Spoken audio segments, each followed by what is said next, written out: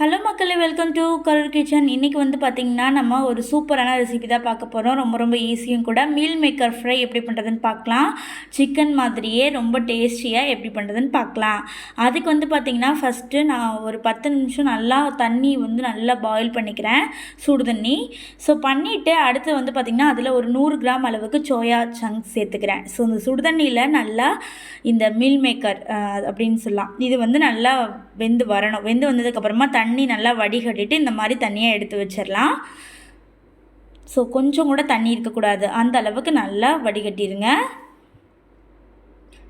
அடுத்து stove on பண்ணி கடாய் வச்சு, கடாயில் வந்து பார்த்திங்கன்னா ஒரு ஸ்பூன் அளவுக்கு எண்ணெய் ஆட் பண்ணிக்கலாம். அந்த எண்ணெயில் வந்து பார்த்திங்கன்னா நம்ம ஒரு அரை ஸ்பூன் வரமிளகாத்தூள் ஆட் பண்ணிக்கலாம்.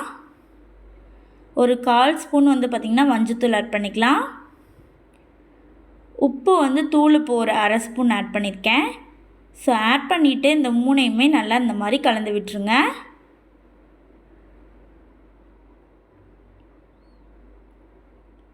இந்த மூணையுமே நல்லா கலந்து விட்டதுக்கப்புறமா நம்ம தண்ணியில் நல்லா வடித்து வச்சுருக்க மீல் மேக்கரை சேர்த்துடலாம். நான் இன்றைக்கி சின்ன சைஸ் இருக்கனால அந்த சின்ன சைஸ் வச்சு செய்கிறேன் மீல் மேக்கர். இதில் மீல் மேக்கரில் பெரிய சைஸ் இருக்கும் பார்த்திங்களா, அதை கூட நீங்கள் வச்சு செய்யலாம். ஸோ சேர்த்துட்டு நல்லா இந்த மாதிரி கிண்டி விட்டுருங்க.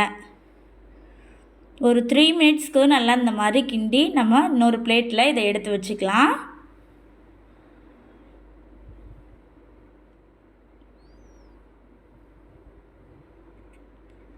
ஸோ ஒரு 3 மினிட்ஸ்க்கு நல்லா கிண்டி இதை வந்து தனியாக ஒரு பிளேட்டில் நான் எடுத்து வச்சுருக்கேன். இப்போ இதே கடாயிலையே இன்னும் ஒரு 2 ஸ்பூன் வந்து எண்ணெய் ஆட் பண்ணிக்கலாம். ஆட் பண்ணிவிட்டு அதில் ஒரு பிரியாணி இலை, ஒரு துண்டு பட்டை சேர்த்துக்கிட்டு 1 ஸ்பூன் சீரகம் சேர்த்துக்கலாம்.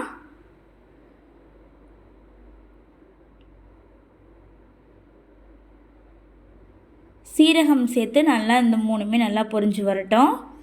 இது மூணுமே நல்லா பொரிஞ்சு வந்ததுக்கப்புறமா வெங்காயம் சேர்த்துக்கலாம்.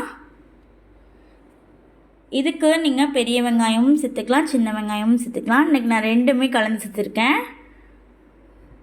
ஒரு 50 கிராம் அளவுக்கு சேர்த்துருக்கேன். சேர்த்து நல்லா இந்த மாதிரி மிக்ஸ் பண்ணி விட்டுருங்க. சின்ன வெங்காயத்தில் செஞ்சிங்கனாலும் டேஸ்ட்டாக இருக்கும், பெரிய வெங்காயத்தில் செஞ்சாலும் டேஸ்ட்டாக இருக்கும். இந்த ரெசிபி குறிப்பாக பேச்சுலர்ஸ்லாம் ஈஸியாக செய்யலாங்க.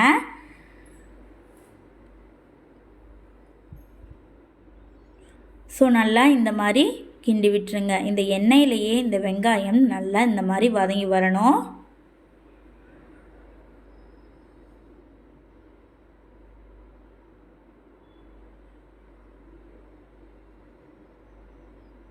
சிக்கன் சாப்பிட முடியாத நேரத்தில் நம்ம இந்த மீல் மேக்கர் இருந்தால் போதும், சிக்கன் சுவையிலையே சூப்பராக செஞ்சு சாப்பிட்றலாம்.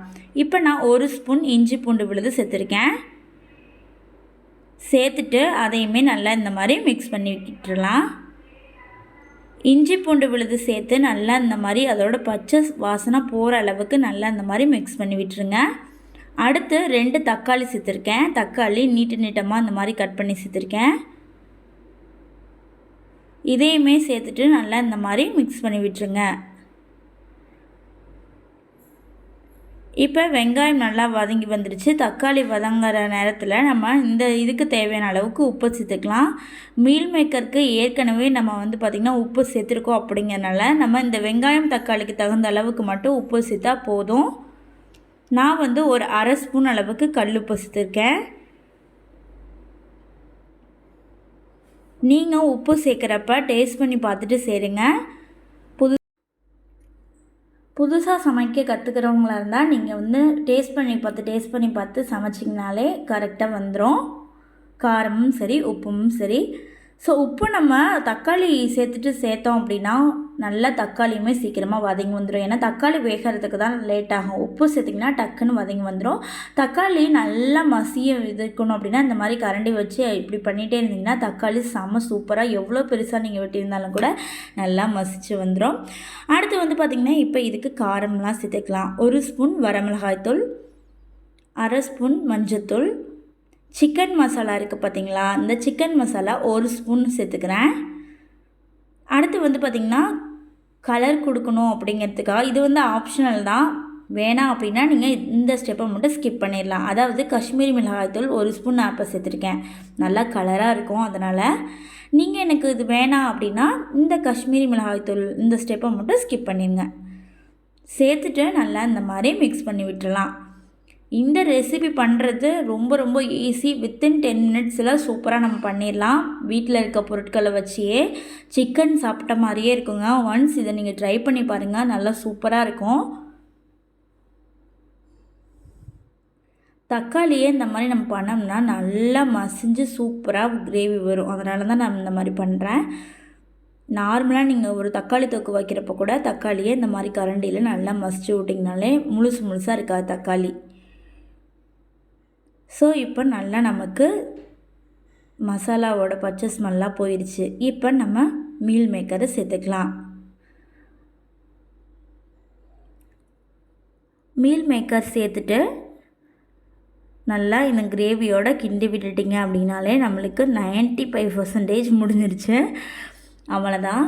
ஸோ ஒரு 3 மினிட்ஸ்க்கு நல்லா மீல் மேக்கரை நல்லா இந்த மாதிரி கிண்டி விட்டுருங்க.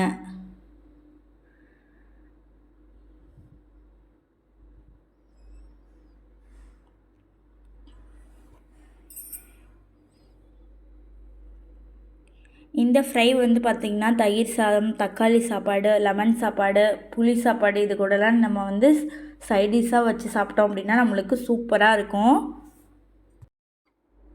அவ்வளோதாங்க. லாஸ்ட்டாக நம்ம கொத்தமல்லி இலை வந்து கட் பண்ணி நல்லா ஒரு கிண்டி விட்டுட்டோம் அப்படின்னா நம்மளுக்கு சூப்பராக மீல் மேக்கர் ஃப்ரை ரெடி ஆயிடும். இப்போ நம்ம ஸ்டவ்வை ஆஃப் பண்ணிவிட்டு நம்ம சாப்பிட ஆரம்பிக்கலாம். ஸோ இந்த ரெசிபியை நீங்களும் உங்கள் வீட்டில் ட்ரை பண்ணி பார்த்துட்டு எப்படி இருக்குன்னு மறக்காமல் கீழே கமெண்ட் பண்ணுங்கள். இந்த ரெசிபி செய்கிறது ரொம்ப ரொம்ப குயிக்காக ரொம்ப ஈஸியாக செஞ்சிடலாம். நெக்ஸ்ட் ஒரு சூப்பரான ரெசிபி வீடியோவோட வரேன். அது வரைக்கும் பாய் ஃப்ரெண்ட்ஸ்.